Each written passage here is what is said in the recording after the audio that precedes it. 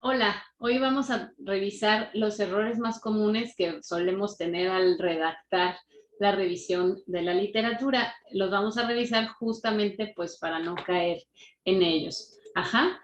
Entonces, los principales son los siguientes. Y ustedes van a decir, eso es súper obvio, Ana. Pues sí, es súper obvio, tanto que lo dejamos pasar, no nos damos cuenta y se nos va. Uno de los principales pues es que encontramos una redacción sin claridad. Tratamos de expresar tantas ideas en un solo párrafo, separadas solo por comas, y entonces se convierte en un texto sin sentido. Te recomiendo, para tener mayor claridad, pensar en una idea principal para cada párrafo, en una frase muy clara con sujeto, predicado, sus complementos, punto, y las demás frases o enunciados también cortos, con una estructura clara, que abonen a la frase, a la idea principal. Pueden ser datos que respalden esa afirmación, pueden ser ejemplos, pueden ser comparaciones, pueden ser analogías, ejemplificar. Todas las demás enunciados deben ser respecto a la misma idea, y en el siguiente párrafo, pues una nueva idea introducida de manera que sea congruente con la anterior, y eso te va a ayudar a tener mayor claridad en tu expresión de las ideas. Siguiente error que encontramos muy comúnmente es una redacción sin precisión. Es común encontrar redacciones ambiguas, o como decimos en México, mucho rollo, donde damos vueltas a las ideas muchas veces y no se entiende de manera precisa la idea importante. Otro error común es la redacción poco fluida. Ajá. Entonces, para que no te pase eso, te sugiero conectar las ideas usando palabras o frases que te ayuden a darle mayor fluidez. También, entre un párrafo y otro, pues revisa que el párrafo siguiente esté relacionado con lo que se dijo de manera previa, o que de alguna manera estás llevando a tus lectores y lectoras de la mano en esta lectura fluida, que sí tiene un orden y una sensación de lógica en esta estructura del texto. Otro error muy común son párrafos o frases innecesarios. Entonces, cualquier palabra, enunciado o párrafo que tú redactes, revisa que sí sea necesario incluirlo. Piensa y analiza: si yo lo quito, esa palabra, si quito ese enunciado, si quito ese párrafo, de todas maneras se entiende mi idea y se expresan las evidencias, los datos necesarios que la respalden. Sí, entonces quita esa palabra que sobra, o quita ese enunciado, o quita incluso ese párrafo si no es necesario. Otro error son los párrafos sin vinculación entre sí, llamados como brincos conceptuales. Cuando nos dividimos el trabajo en diversas personas y no nos ponemos de acuerdo en la manera en la que los vamos a integrar, puede ser que yo redacto un texto y mi compañera otro texto y mi compañera otro texto, y cuando lo juntamos, pues a simple vista, al leerlo, se nota que ese texto no tiene nada que ver entre sí, que está como parchado.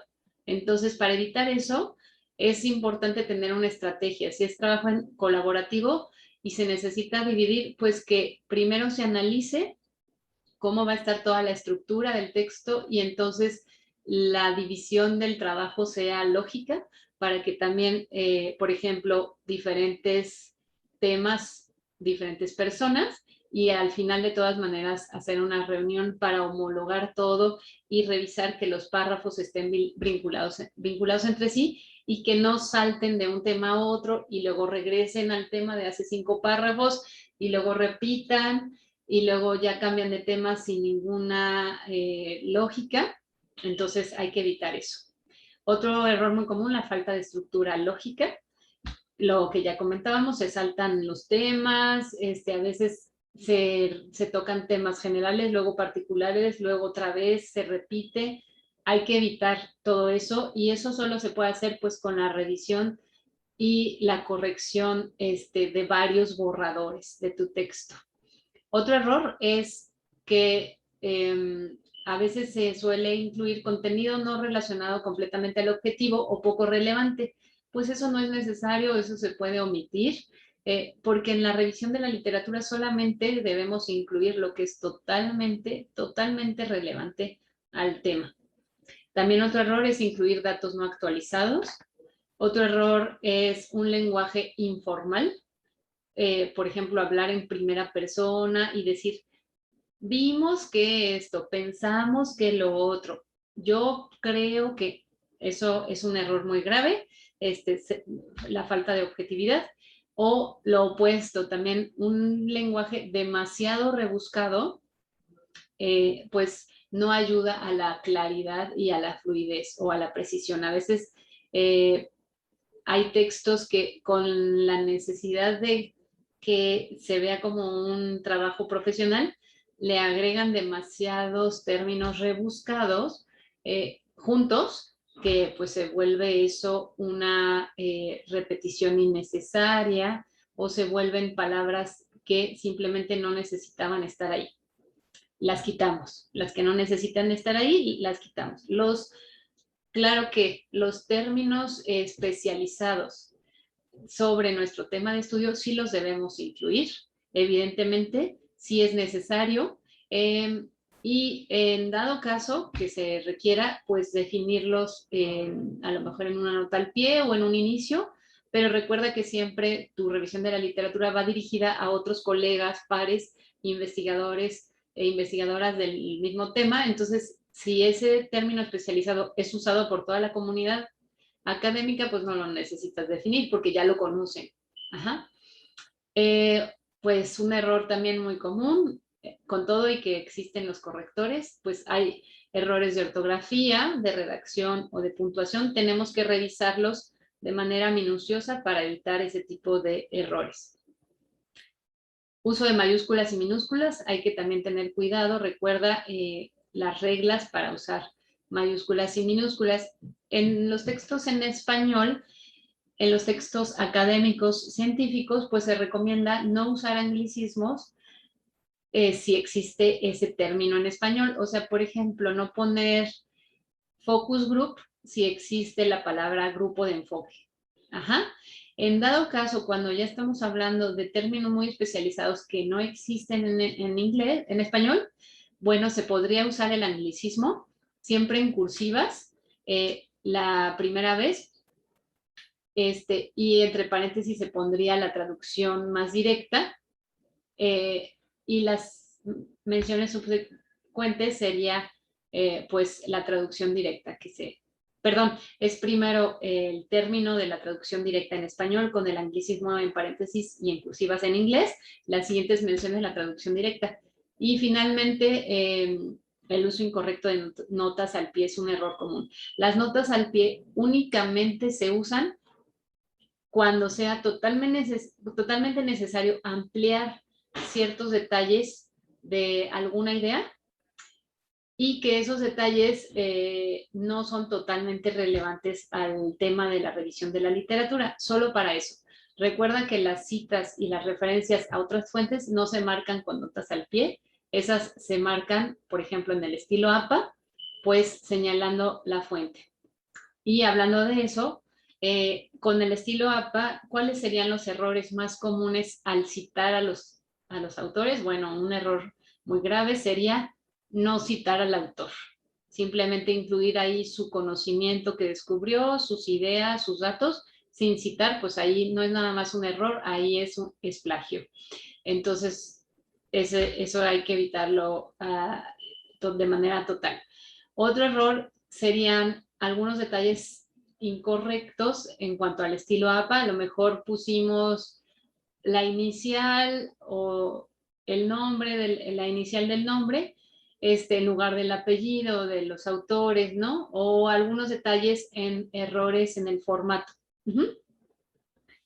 También puede ser un error muy común confundir las citas textuales con las parafraseadas. Para eso te recomiendo revisar el manual de introducción a las citas y referencias de estilo APA que voy a incluir en la liga de este video y que ya conoces.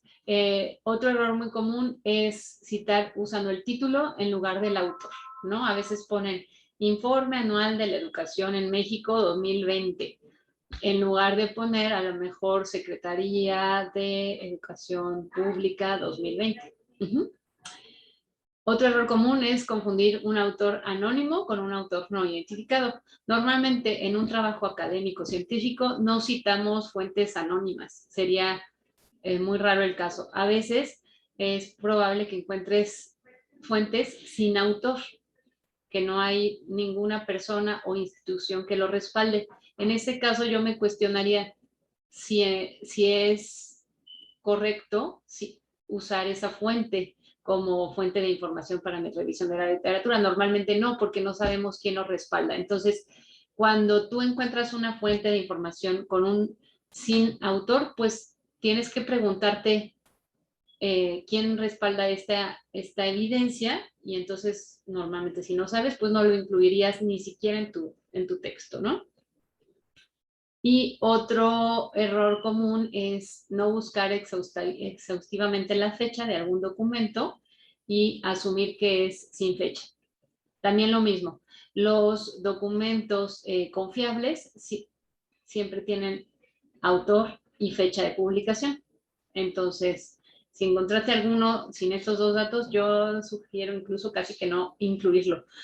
O ahora, los errores más comunes al escribir la lista de referencias puede ser que le falta tener un orden alfabético, que falta hacer referencia a alguna de las fuentes citadas.